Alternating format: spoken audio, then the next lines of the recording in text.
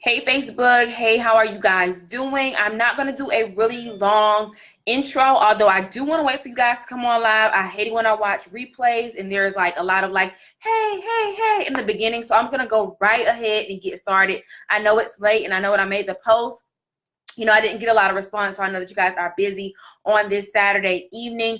But I did want to go live. I've been meaning to go live for a while now. So I was like, let me just get it done. So this live is going to be about how to prepare your hair extensions business for tax refund season. If you've been in the hair game for a while, you know that around February, March is when women are willing to spend more money on hair extensions.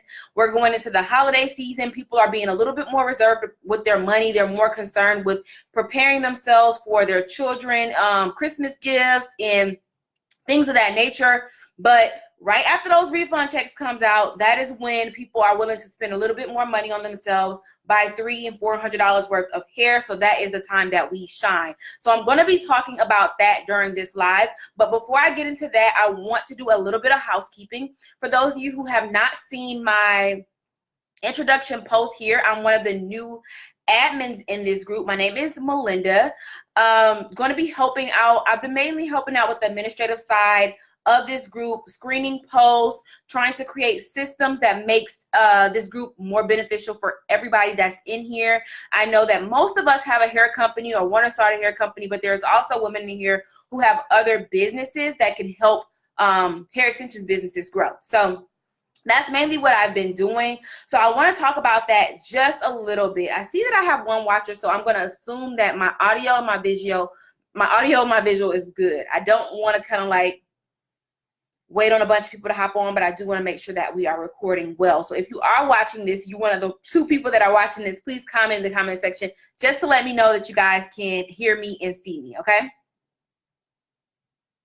All right, so I want to talk to those people who are very interested in promoting in this group. I feel bad, but I delete a lot of posts of people, shouting out their hair companies and shouting out their vendors list and all those things. So I want to talk to you guys for a minute. I'm in the process of creating a directory for the group. We don't want this page to turn into something that is just a bunch of spam. So we're going to create a directory. I'm having a little bit awesome. Thank you. I'm having a little bit of a challenge creating that list because I know that there are some women in this group that have already been promoting and are kind of like the residents in this group for certain, or the subject matter experts in this group for certain things. So I'm trying to feed through that and just, really just come into this group and not step on any toes, but make sure it's beneficial to everybody, if that makes sense. In the meantime, let me give you guys some tips.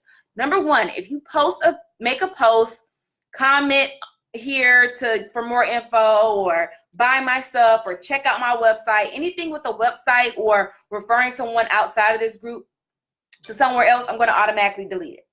However, what I will not delete is things that add value. If you are a web designer, you should be giving tips about web design and branding in this group. If you make logos, when someone posts about logos, you should be giving them free tips and free information. We're all in this business to grow, but one thing that I know as an entrepreneur, most of the people in this group are a small business. The way that we grow is networking and giving value. So your goal in this group should be, okay, I know if I post my website, it's going to get deleted, but I can give information to the point where people in this group actually look at my page. I have pages on my personal page that I don't really run like that, but I noticed that when I post in this group, people go to my personal page and they friend me, they add me, they look at my business pages. That is what you guys should be doing. And not once have I posted, go to this.com or go to that.com. But because I'm active in this group, I'm giving tips, I'm giving information. People are seeking me out. So everyone in here that offers a service, that is what you can do. Okay, we're all business owners. None of us want to be sold to. None of us want to be spam. But if people see that you're adding value and you know what you're talking about, they're going to go to your page and they're going to check you out. So that's my advice to anybody who has some type of service to offer, but they're not able to obviously promote in this group. We don't offer promotions anymore. So that's that. I think that's kind of like the main tip I wanted to give on that as far as housekeeping. Another thing, please, please, please turn on your notifications. I saw someone saying, hey, my comment isn't getting any response and blah, blah, blah. This group is kind of buried in your timeline. So you're not going to see everything. The most that you're going to see is a post that gets a lot of likes and gets a lot of comments. You'll see those. But Facebook isn't going to show you every single thing. Turn on your notifications so that you can get notified every time something is posted in the group.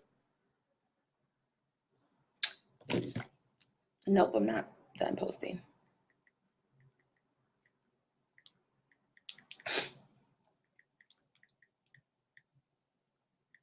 Sorry. It's a business text. All right, so if anybody has any questions about the changes that's going on in this group, feel free to comment on this video. You guys can message me personally. You guys can email me. My goal here is to make sure that we're all winning. One of my major concerns in the hair extensions industry is that we as small businesses in the U.S. are trying to build hair extensions businesses in a world where China has dominated.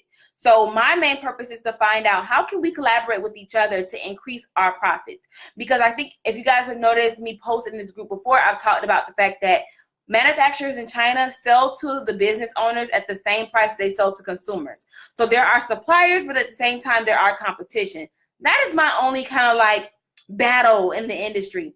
Everything else is free game. I'm all for networking. I'm all for collaborating. I do offer different things on the side, but that's really not even my purpose of being in this group. So again, if you guys have any questions about the direction that we're trying to take this group in, questions about posts that you can and cannot post, questions about collaborating, maybe you want to go live, maybe you want to share things in this group, collaborate with the admin. That's how you do it.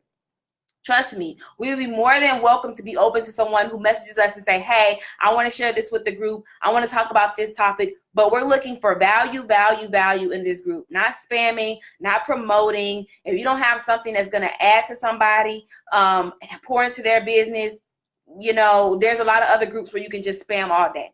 All right. So that's enough of me ranting on that topic. Let's get into what I actually wanted to do this live about, which is getting ready for refund season. So I've been in the hair extensions industry since 2012. And I know refund season is when women are going to be looking for hair on hand. Stylists are going to be looking for hair on hand because I hate to say it, but sometimes when our people get large sums of money during refund season, that money runs through them like water. As soon as they get them checks, they be ready to spend it. So if you don't, like, normally I am the type of person, hey Jazz, normally I'm the type of person that I'm like, don't worry about inventory, because sometimes when you have a lot of inventory, you end up just sitting on it.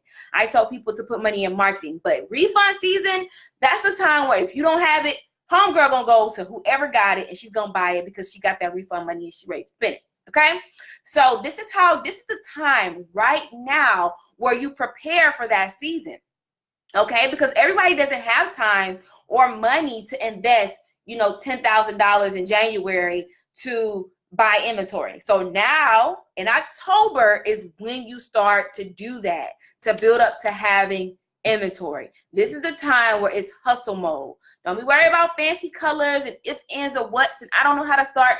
Get your product and have it on hand for refund season. So I'm going to break it down. I have some notes of how you do that. Like I said, you want to get started in October. That is when this is next month, which is in a couple days, is when you sit down and you write your little plan. I don't care if it's on the back of a receipt. I don't care if it's on the back of a napkin. It doesn't have to be the 8-page plan. It doesn't have to be a 24-page plan. What you need to have on that plan is, how much is my product costing me? How much am I going to sell it for? How much money am I going to make? How many customers do I need to get in order to make that money? That's all you need right now. That is the basics. How am I going to make money? And now when you put down, you know, the cost of your inventory, and when you write down business expenses, guys, write down the cost that it's costing you to get it shipped. Write down the cost that it's costing you to ship other people. Write down how much your inventory costs down to the penny. Write down your website cost per month. Break it down to the bundle. You should know that when you send 3 bundles in a closure to XYZ person, how much you invested in that. From the social media marketing, the website, everything. How much does it cost you? Hello, ladies, that you guys are hopping on. So that's the basics. I'm not saying you got to have a full-blown business plan. You just got to have a plan for how you're going to make your money. I call it a profit plan. That's what I call it for people that have worked with me in the past, a profit plan. How am I going to make my money? How am I going to sell this hair? You know, we all have websites. Look at how many women are. There's over 4,000 women in this group.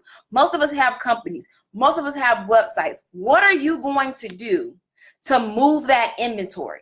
How much is it going to cost you to buy it? What are you going to do to move it? Who are you going to talk to? Write down a list of stylists in your area, okay? That's what you need to be doing in October. And I'm all about collaboration. If you are someone, you're not a hairstylist, you don't have clients beating down your door, you need a hairstylist on your team. I'm telling you, because guess what, honey? They're getting this hair installed by somebody. So say, for instance, you network with a stylist who doesn't sell hair.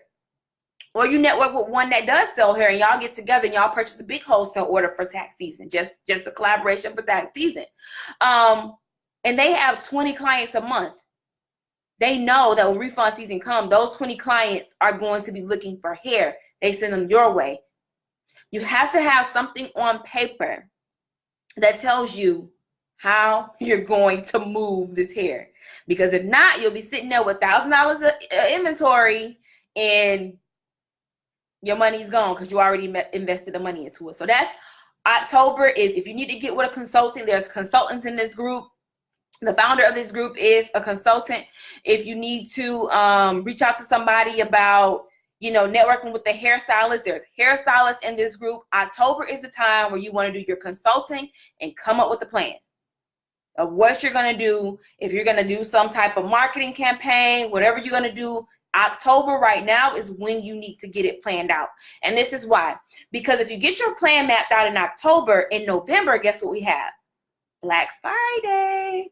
Okay, so that's another big sale season. But don't worry if you can't afford to get your inventory by November.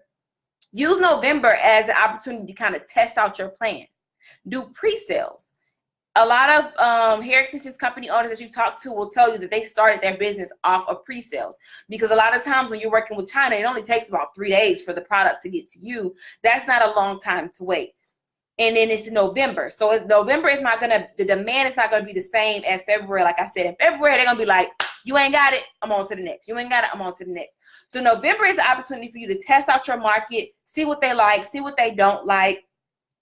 Take some pre-sales so that you're not investing a lot of money up front, and just begin to trial your marketing.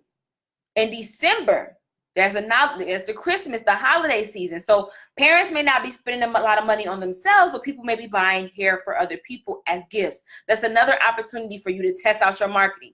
The big part of this is to test. I see a lot of people asking questions that nobody can answer but you.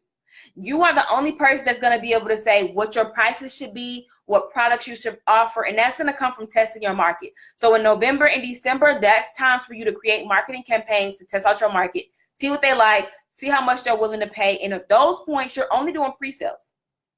You're only doing pre-sales. Having hair on hand is not going to do you any good if you're not selling like this, right? This is just opportunity for you to create your marketing plan and test your market. Hope that makes sense. Now, from the pre-sales that you did in November and December, don't take that profit and spend it on your holiday shopping.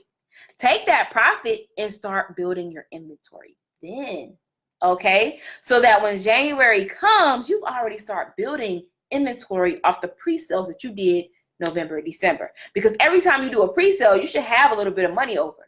You know, if you do a $300 sale, you should have $100 to $150 over that you can buy a couple of extra bundles, even if it's just one closure. You know, start building that inventory, because even if you don't have a boatload of hair, if your sales skills are right, you will always be making money and not sitting on the inventory. If you know how to sell, I probably should do another live on how to sell, how to move product when you do have product that you're sitting on. But anyway, so you get to January.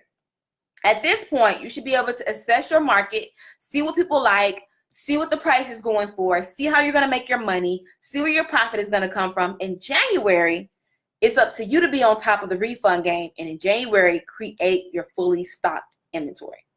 That's when you should say, February, when refunds come, I want to make this amount of money. In order to make this amount of money, I got to have this amount of customers. If in order to serve this amount of customers, I need to have this amount of bundles. And that's the amount of bundles that you should have in January, and begin to hustle your butt off. Now, another thing that I want you guys to keep in mind is that overseas, they have their own holidays. And they aren't like us. They're not just like, oh, we're going to take off a day. Their holidays sometimes could be a whole week where you're not going to be able to import any hair. So I meant to have those dates ahead of time, but do your own research. Go on Google and type in, what is it called? The Spring Festival for China. It is, let me see if I wrote it. Yeah, it's February the 5th this year. So that can stop you. If you don't have no inventory stocked up, and like I said, these girls are going to be, if you ain't got it, moving to the next, and it's around February the 5th, you're not going to be able to order hair that week. Okay? So keep in mind those things as well.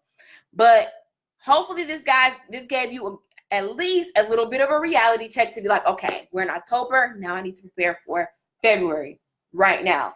And I hope it gave you guys kind of like a timeline of what you can use to begin to build your business, build your marketing strategy. Do you guys have any questions? Yep, China has one next week. How to plan with examples. Could you elaborate on that, Jasmine? What do you mean? Thank you, Shayna, for your comment about this being a good live.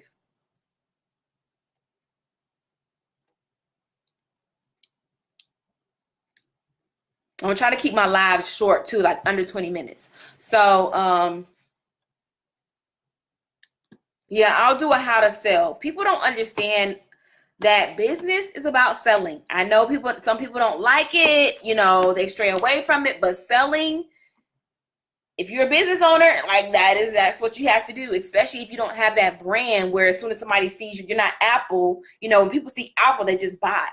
But when people see, Shaniqua's Hair Boutique, it's going to take a little bit of selling for them to buy, especially when it's in hustle season, because